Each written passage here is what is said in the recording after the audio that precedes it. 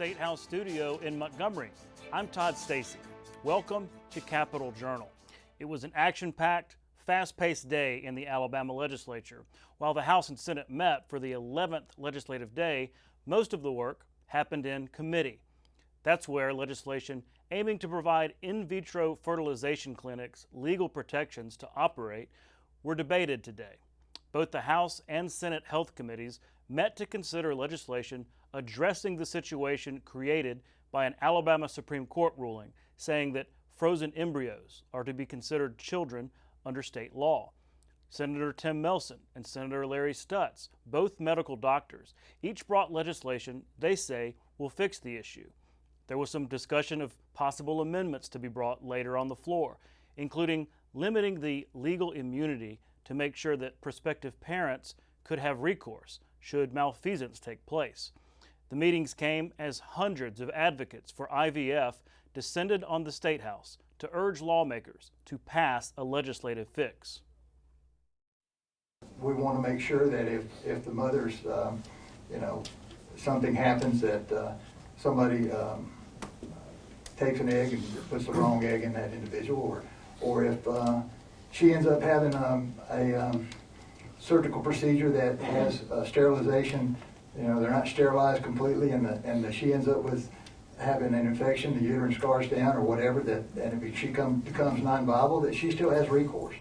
So I had a bill originally that didn't take those things into consideration. In my rush to get a fix, I was glad that the trial lawyers came to me and said, we forgot, or you forgot, so I'll take the blame about the most important part of this, which is the patient.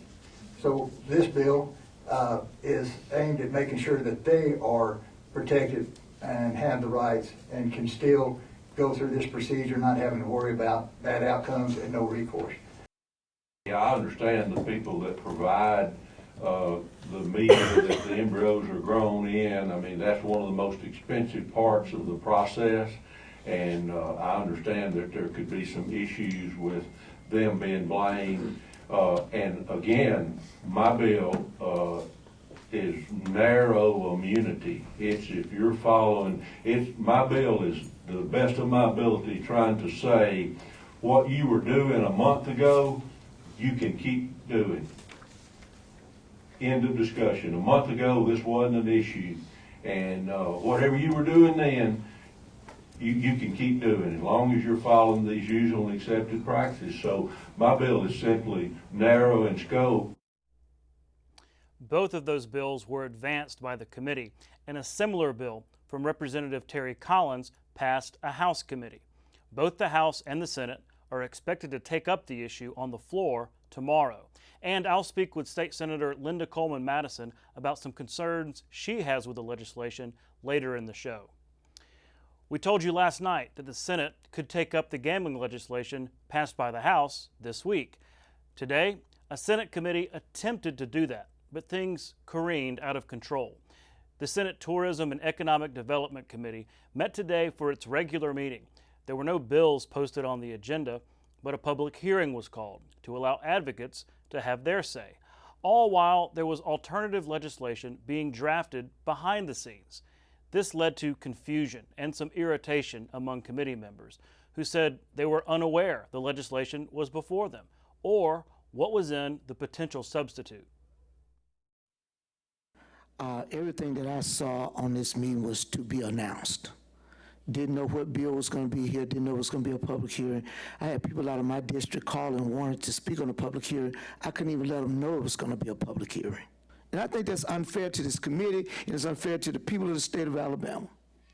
I see about 6 or 7 on the list to speak.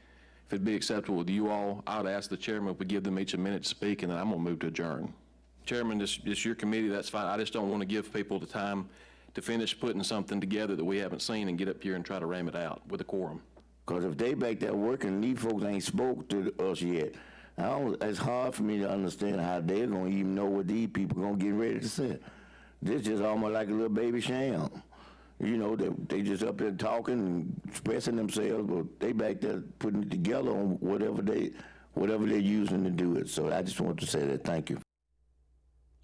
The committee eventually carried the bills over, meaning they could bring them back at another time. Senator Greg Albritton, who is sponsoring the gambling package in the Senate, said the confusion comes from multiple senators having very different views on what kind of gambling legislation they want. This has been going on now, I would say months, but reality has been going since last week. Every evening, every morning, every day, all right? And between phone calls and trips and such, yeah, it's a trying, difficult matter. That's why we love it so. But as far as today, this is what you see in the sausage making. You try to put something together, and I'll admit, I was the cause of today's meeting, meaning I wanted to have my bill in the committee. I was accommodated that. But when you have two other subs that's interfering, and then you have others that are doing this and different vote counts and such, it throws a monkey wrench into that sausage, and you do the best you can. It's making law on the fly, and I'm trying to get a grasp of that, and that's why I decided to carry these over so that we can hopefully regain trust and regain the ability to work together on this. Another controversial issue debated today, absentee voting and what Republicans characterize as ballot harvesting. Senate Bill 1 from Senator Garland Gudger was in the House Constitution Campaigns and Elections Committee today. The bill would make it a crime to handle a non-family member's absentee ballot or ballot application, and even a felony for paying for such efforts. Democrats fiercely opposed the measure, arguing it would make it more difficult for elderly and disabled voters to cast ballots. I've been all over the state in the last 9 months listening to people that opposed the bill and people that were for the bill. This substitute that's being presented today is the best to my ability to make changes to produce a bill that is for all the people of Alabama. So voting is secure, honest, and it knocks down what I call the last leg of a wave that the bad actors out there are trying to steal our elections on the local, state, federal elections. This bill should not be read as a Republican bill. This bill should not be read as a Democrat bill. This bill should not be read as an independent bill. This should be a bill for every Alabamian to have fair and honest elections. That bill was approved by the committee and now goes to the full House. In the Senate Judiciary Committee today, a bill aimed at strengthening the state's law against child pornography by making it apply to images created by artificial intelligence. Senate Bill 109 is sponsored by Senator April Weaver, who said the rapidly changing technology necessitates taking action. As technology continues to change at such a fast pace, the most important thing to remember is that we are protecting our children, our most vulnerable population, and simply this bill just adds AI-generated child pornography to be treated as actual child pornography. But the most important thing is that we are protecting our most vulnerable citizens, our children. In other committee action today, the Senate Education Budget Committee advanced Senate Bill 31 from Senator Jabbo Wagoner that would pave the way for Birmingham Southern College to be able to draw on that $30 million distress loan funding the legislature passed last year. The Senate Judiciary Committee passed Senate Bill 153 from Senator Andrew Jones. It would allow those charged for misdemeanors as youthful offenders to be eligible to have their records expunged. They also approved Senate Bill 95 from Senator Vivian Figures, which would ban vaping device use amongst minors. The Senate Education Committee passed Senate Bill 157 from Senator Arthur Orr, which aims to empower teachers in the classroom and crack down on disorderly conduct. And House Bill 227, the Ethics Code revision from Representative Matt Simpson, is now on hold. The committee met and decided to go back to the drawing board after concerns were raised in a public hearing. And those were the high points of what happened in the State House today. We'll be right back with tonight's guests. You can watch past episodes of Capitol Journal online anytime at Alabama Public Television's website, aptv.org. Welcome back to Capitol Journal. Joining me next is Senator Linda Coleman Madison from Birmingham. Senator, thanks for coming on the show. Thanks, Todd. It's good to be back. Well, you had some interesting comments in committee today over this IVF issue, and I wanted to get to those in a second. But just in general, I mean, such a showing of, folks showing up here at the State House, going to the committee meeting. I saw a line wrapped around the building, and you all are probably hearing from constituents that you never expected to on this IVF issue. You're right. I've gotten just literally hundreds of emails. It started Thursday. I guess they started when I got home, and I tried to answer as many as I could. And you read some of the stories, very personal stories about people, and the heartbreak that they've had, the trauma that they've gone through, what it means to their families and trying to start a family. These are heart-wrenching stories. We are down here passing laws, but sometimes we tend to forget about the families and the persons or the individuals and the women. Women go through so much. It's hard, and it's just heartbreaking when you have something like this that's going on. And there were just literally hundreds of people that were outside the State House today, just gathered. And of course the committee room was overfilled, and there were people in the other meeting rooms down the hall, so there were a lot of people here today. Yeah. Well, let's talk about the legislation, because Senator Melson has his bill that he altered today, changed it, substituted it. Senator Stutz also has a bill. Their intention is to fix this issue, right? To offer protections so these clinics get back open. But you had some concerns about this. You had some objections. Walk me through your objections to their legislation. Well, I had some real objections. I did not get Senator Melson's bill. I got, in reference to a lot of the emails, said support Senator Melson's bill. And I'm like, Senator Melson hadn't filed a bill. That was last week. I think he did file it yesterday. And really, my first time seeing it was this morning when I got to the office and read the bill. And of course, by the time I got to committee, we should have gotten a sub before then, but it was handed to us literally in committee. And it was changed a little bit. But basically, as I saw it, it offered protection for physicians and service providers or people who maybe made IUDs, that the doctors use, or any kind of equipment that they use. It offered blanket immunity to them. Now, Senator Stutz's original bill, I think, had an expiration date of April 2025, and I think it was retroactive or something like that. Yeah, I think Melson's original bill had both of those things. Right, and but the they substitute took them out. Yeah, and they took those out. But my issue was that what got us here was the court's ruling based on the definition of the law we passed of the definition of a child, which stated that an embryo is considered a child. And of course, with not having any other latitude, the court just used the ruling that was given them. They have no other place to go. This is how you define it. They interpret the law. They don't make it. So we didn't address the elephant in the room was until we redefine or change that definition of an embryo as not being a child, then we're going to be back here where we are. Melson's bill and Stutz's bill, again, is about protecting the industry against lawsuits. So you haven't done anything to help me as a family or a mother. If something happens to me, and all medical procedures have, some liability built in there, you are saying that I don't even have a right to sue if something happens. Blanket immunity against civil and criminal. So I have a real issue with that. Yeah. Is it kind of the thing where, okay, they're trying to prevent these frozen embryos and honest to God accidents and things like that, but there could be malfeasance. There could be something wrong. It could just be negligence. Right. But not just in the frozen part, but the actual in vitro and all these things.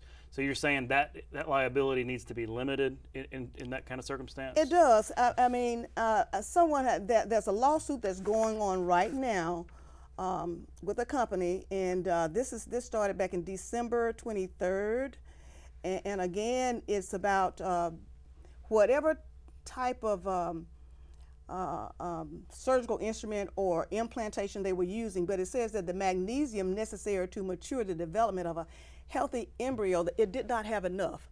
There's a lawsuit that is going on right now.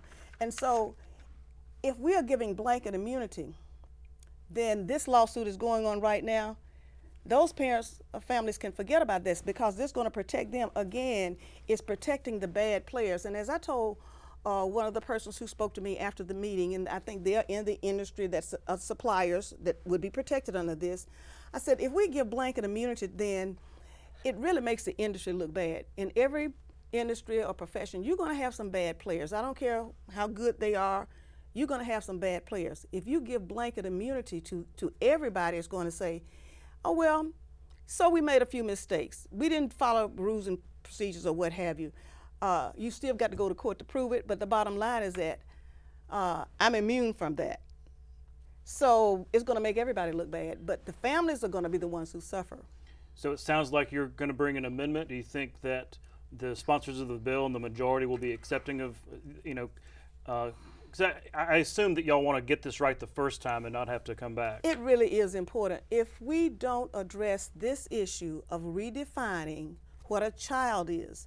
I had an opportunity, we met with the justice last Thursday. We had light breakfast with them, and I spoke to Chief Justice, and I asked him, I said, am I allowed to ask you a question about a ruling that you all just made? And I said, I guess you know what this is. And of course I said, you're ruling on defining an embryo as a child. Let me just ask you one question. Can I claim this embryo on income tax? A lot of people now, because they're scrambling, the clinics are closing, they're trying to find places out of the state. Am I going to be accused of interstate trafficking with a child? It's defined as a child. A smart lawyer would take advantage of everything that they could. Choice Act, I want my child to be well educated. I want them to listen while they are in there, so we're going to have little listening stations. I mean, it's far-fetched, but it's not far-fetched based on the fact that our laws lack specificity. And so basically what I've done is kind of gone back and looked at what some of the things that the House had requested that this bill would provide. That as far as the amendment, one of the things it's asking for is that the bill would provide that any fertilized human egg or human embryo that exists outside of the human uterus is not considered an unborn child or human being for the purpose under state law. Mm-hmm. Now that would give us some protection in the sense that of how we define it. It would also give the judges a little bit more latitude in their definition, because right now, if you only define an embryo as a child, and that's the only option we gave them, I don't fault them for how they ruled based on the law we passed. So I'm asking my fellow colleagues to let's change the law, redefine it, untie the hands of the judges, and give parents and families some recourse here, especially with adding some liability in here for the bad players. Well, we will be watching. I'm assuming this is going to be on the floor tomorrow, so we'll be watching closely these amendments and things that happen. Thank you for your time today to go over this really important issue that really the whole state and the whole country is watching. You're right. It's important. It's our future. Mm-hmm. Thank you, Senator. Thank you, Todd. We'll be right back. You can watch past episodes of Capital Journal online at video.aptv.org. Capital Journal episodes are also available on APTV's free mobile app. You can also connect with Capital Journal and link to past episodes on Capital Journal's Facebook page. And you can listen to past episodes of Capital Journal when you're driving or on the go with Capital Journal podcasts. Welcome back to Capital Journal. Joining me next is John Driscoll, Director and CEO of the Alabama Port Authority. Mr. Driscoll, thanks for coming back on Capital Journal. Todd, thanks for having me again. Thank you. The last time you were on, I think we were talking about the last economic impact of the port. You have a new one this year, about a month ago, and it's even better. The economic impact of Alabama's port. Talk about it. What were the big numbers? No, appreciate it. Yeah, no, it's really continues to build on a lot of these things that have been in place for a while now. But the numbers came out even more impressive. So this past 2022 is where the numbers were taken from. We had $98 billion of economic impact through all 67 counties around the state. So it's grown by about $16 billion from the last time we spoke a little over a year ago. Wow. And then the one I'm probably most proud of, quite candidly, is the jobs. The jobs continue to grow. I think we added about 40,000 jobs more. So 1 in 7 jobs somehow has connectivity to Alabama's port in Mobile. And I'm glad you made the point that it's all 67 counties. Yes.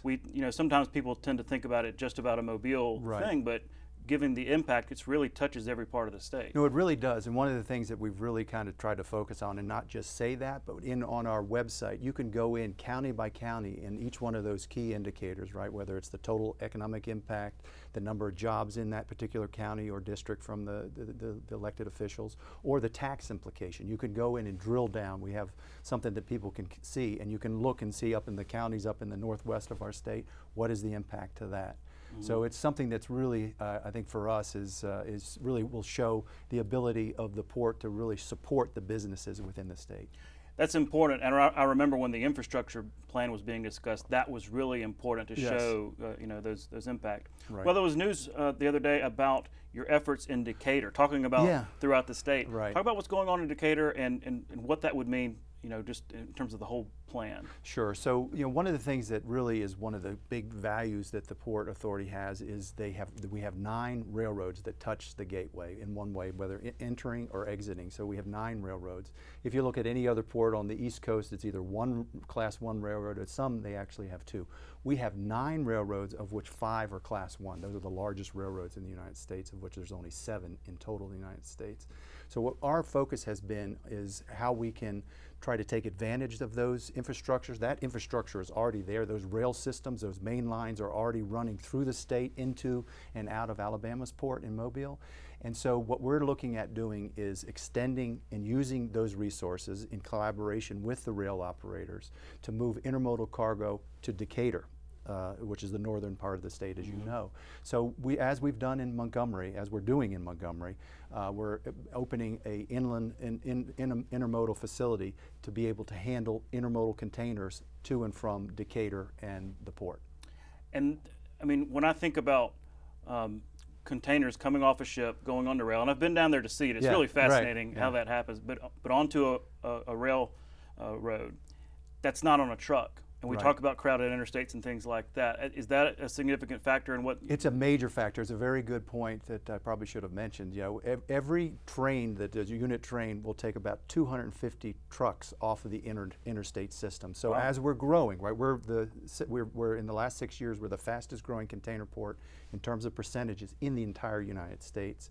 So as we continue to grow, instead of stressing out the already stressed interstate systems, our philosophy was okay, let's utilize infrastructure that's already in place, i.e. the rail systems, and offer the intermodal connectivity using those. So about 250 trucks can get off of the highway when you have a unit train type of situation. It'll take time to build up to that, but it's something that I think is really important for the citizens of the state to realize, and the people and the users of those interstate systems. Yeah, in this building we talk about interstates and infrastructure a lot, so I think that would be welcome news for anybody. Well, I want to get an update on dredging. I guess it was 2018, 2019 when that appropriation was put into place. Senator Shelby was a big part of that. Of course, you had to kind of keep monitoring and everything. The dredging project, deepening and widening the channel. What do we have an update on where that is? Sure, so we started that about 2.5 years ago.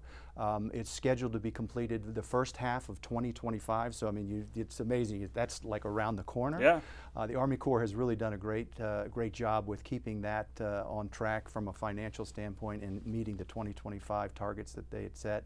It's a $366 million spend, of which the state is contributing up to 25% or more, depending on what the final numbers are. But it's really something that I think has driven a lot of these developments and these economic things that we talked about earlier. Because of that will be happening, people are making investments and see that this can be the deepest port in the Gulf of Mexico to bring in the ever larger ships and to be more efficient for the customers coming and going. Yeah, I wanted to get to that because what's the effect? We've always wanted a deeper and wider channel and all that. What's the impact for the consumer of the port? Right, so the consumer, so it can be whether it's the container operators, the coal operators, or the steel operators, right? They're now able to bring the largest ships that ply the waters around the world. They can now come into this gateway, and the impact to them would mean that the cost per ton, using, if you look at coal as an example, metallurgical coal that comes out of the state of the ground in Alabama that's so important to our state, they can load on a normal ship, they can probably load about 25,000 more metric tons per vessel. So when you can do that, and that shipment is going around the world, it can be reduce their cost on a per ton or per pound basis as to how they do it. So it basically allows us to be a more efficient port for the customers coming or going out of the port.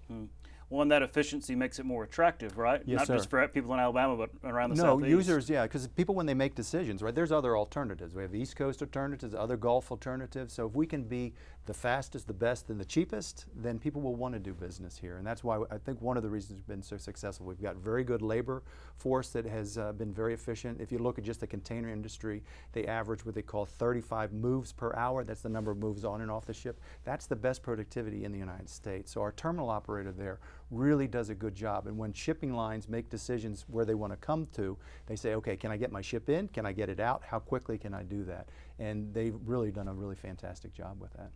Well, I'd love to come see it. You know, we've been trying to take Capital Journal around the state and to just out of Montgomery. Love to come down and see it firsthand and show our viewers just the fascinating work that We'd love to see you. Well, we're out of time, but thanks again for coming on the show. Hey, thanks for having me. Appreciate it, Todd. Thank you. We'll be right back.